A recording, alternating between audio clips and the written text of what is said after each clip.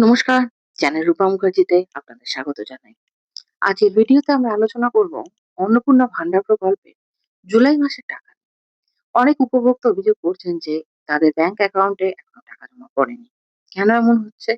কোন কোন ভুলের কারণে টাকা আটকে যেতে পারে আর কিভাবে সেই সমস্যার সমাধান করবে, সবকিছুই আজকের ভিডিওতে বিস্তারিত জানবো। প্রথমে বলে রাখি, অনেক ক্ষেত্রেই টাকা না পাওয়ার কারণ প্রকল্প বন্ধ হয়ে যাওয়া নয়, বরং কিছু তথ্যের অসঙ্গতি বা অসম্পূর্ণতা। আমি একে একে আপনাদেরকে জানাচ্ছি টাকা না আসার সম্ভাব্য কারণগুলি।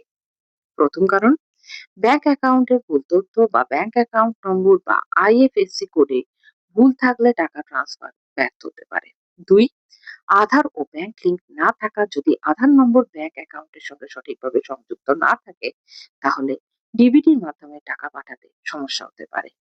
তিন, ই-কেওয়াইসি সম্পূর্ণ না হওয়া। অনেক সময় ই-কেওয়াইসি বাকি থাকলে বা অসম্পূর্ণ থাকলে পেমেন্ট সাময়িকভাবে আটকে যায়। ৪, তথ্যের অমিল। আবেদনপত্রে দেওয়া নাম, জন্ম তারিখ বা অন্যান্য তথ্য আধার বা ব্যাংকের তথ্যের সঙ্গে না মিললেও সমস্যা হতে পারে।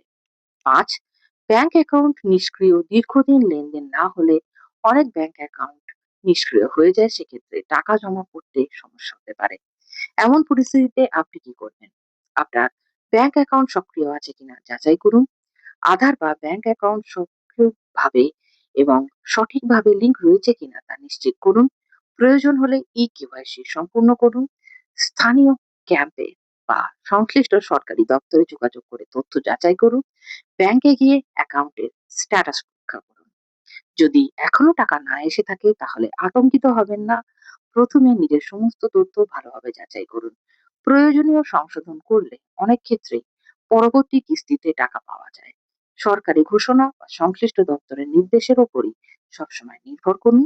সামাজিক মাধ্যমে ছড়িয়ে পড়া গুজবে বিভ্রান্ত হবেন না।